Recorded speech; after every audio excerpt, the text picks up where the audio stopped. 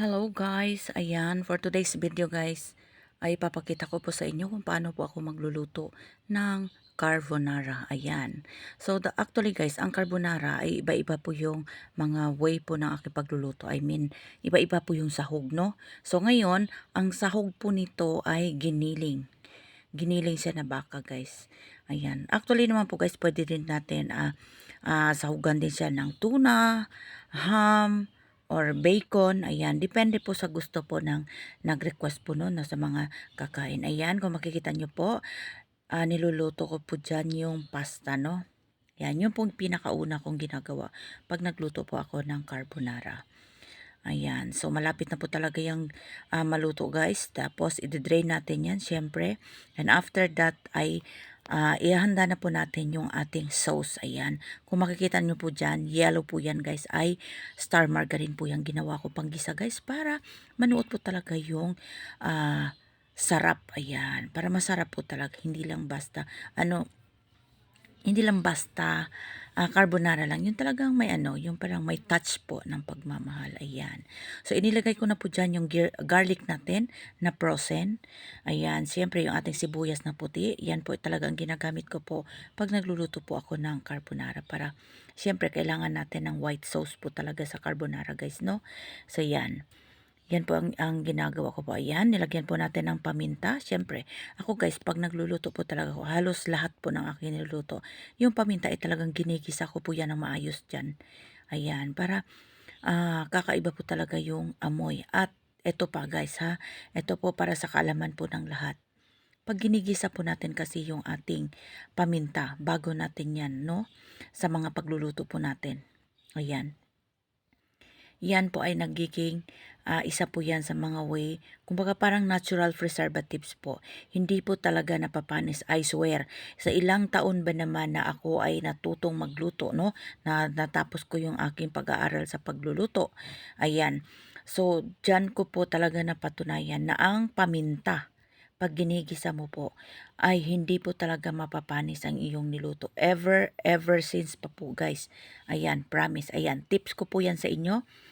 Try nyo po guys, gisahin nyo po ang paminta sabay sa bawang at sibuyas. Ayan, maaamoy nyo po talaga yung aroma na kakaiba po talaga.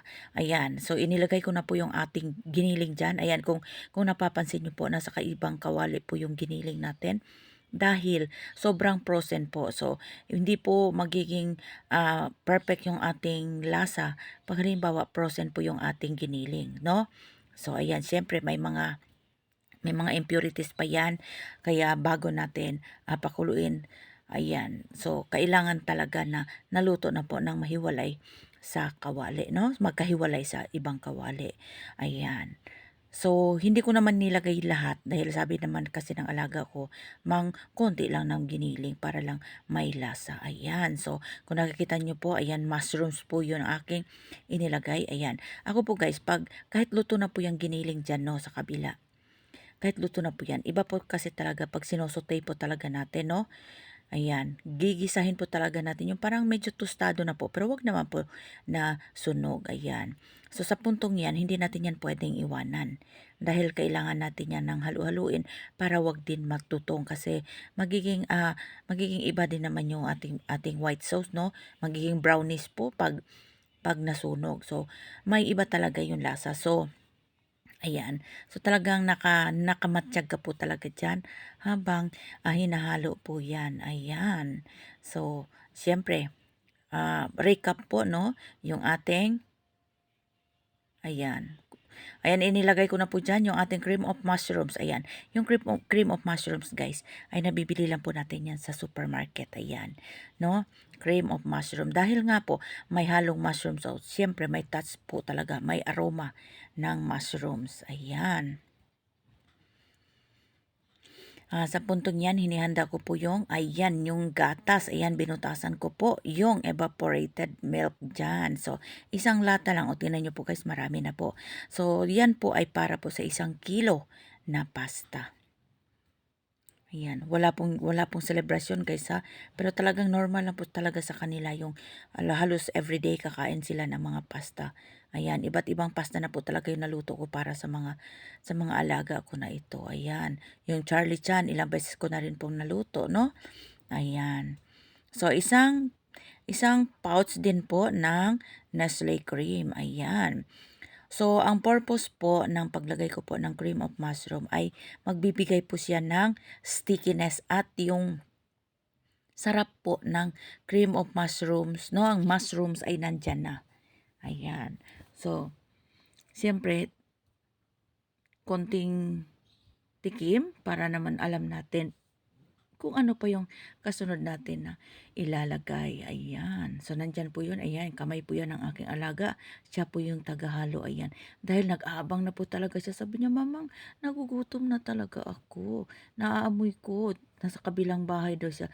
Naamoy niya daw talaga yung aking niluluto. So, ayan, pumunta na siya dito. At siya na po yung nag-offer na maghalo-halo. So, sabi ko, ako na maghalo dyan para matansya ko talaga kung nasa punto na po ba yung ating sauce. Ayan. So, recap lang po talaga guys, no? Ayan, bawang, sibuyas, paminta, tapos yung ating giniling, tapos mushrooms. Ayan, tapos yung ating cream of mushrooms. Ayan, isang latang evaporated milk, isang Nestle cream, at syempre isang beef cubes. Ayan. So, sakto na po yung lasa niyan. Pero sabi ng alaga ko, Mamang gusto ko yung sobrang creamy. Ayan, dahil sa ayoko nang lagyan ng evaporated milk guys. So, pinili ko na lang po na yung tawag dito, yung powdered milk na lang po yung aking ihahalo dyan. Ayan. So, alam nyo po guys, yung powdered milk kasi, iba po talaga yung kanyang texture na magiging sauce po ng ating carbonara compare sa evaporated milk. Sa tulad niya, nandyan na po yung cream of mushroom, nandyan na po yung Nestle cream. Ayan. Pag dadagdagan nyo po yan ng evaporated milk, lalo pa yung magiging malapsaw. While kung powdered milk po talaga yung ilalagay nyo po dyan, ayan, magiging creamy po yan. Pero dapat ay damihan nyo po ng powdered milk. So, yan. So, ayan, ibinuhos ko na po. Medyo sticky po yun. Ayan, o, diba? So, simmer lang po natin. Dahil yan po ang kailangan. Huwag po natin talagang hayaan na yung sobrang kulong-kulo po talaga guys. Kasi hindi po maganda guys pag ma-overcook po yung ating Nestle cream at yung gatas. 'Di ba? Pag nag-ano po kasi pag na-overcook na po, parang ano po, yung parang nagiging cornstarch, nagse-separate po yung cream sa mismong sabaw, no? Napakaano po. So, kailangan po talaga nasa perfect timing lang po talaga yung pag-simmer po ng ating white sauce. Ayan. So, sa puntong yan, dyan, lalagyan ko na po yan ng cheese. Ayan. Mag-grated cheese na po dyan. Dyan na po direct. Wag na po sa kung saan pa. Dahil mas mabilis po kasi, mas maganda po kung direct na po dyan, no? Ayan. Bago po natin hanguin, so ilagay na po natin yung ating, ayan, cheese. Ayan. Isa po yan sa mga tips din po.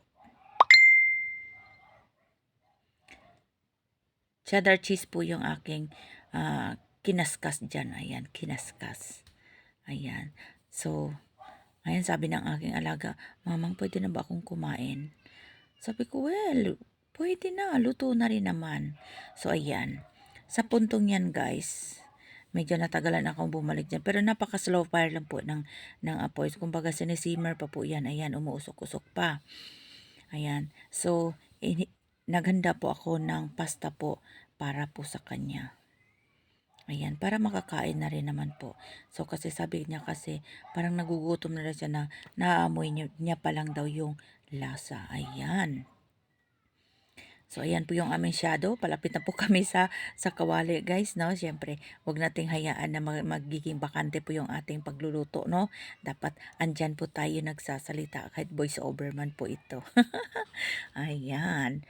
So, yun, dahil yung alaga ko na yan, talagang, naku, masasabi kong aswang talaga yan sa pasta, guys. Kahit anong pasta na iluto ko na po dyan sa kanila, yung mga mac and cheese, my goodness, iba't ibang pasta na po yung naluto ko sa kanila. Kasi kahit pa everyday sila magpapasta guys, wala, hindi yan sila susuko. Ayan. So, andyan na po siya. Dala-dala na po yung kanyang pasta. Ayan, kumuha siya ng ibang lagay. So, ayun, ganyan po. Ay, nakaubo siya ng 2 ganyan, guys. Ganun po siya. Sobrang hilig sa pasta. Ayan, di naman natin siya pwedeng hindian. Siyempre, no? Bata pa kasi yan eh. Ano pa yan, guys? 14 years old pa lang yan. Ayan. Sobrang favorite niya po talaga yung pasta. So,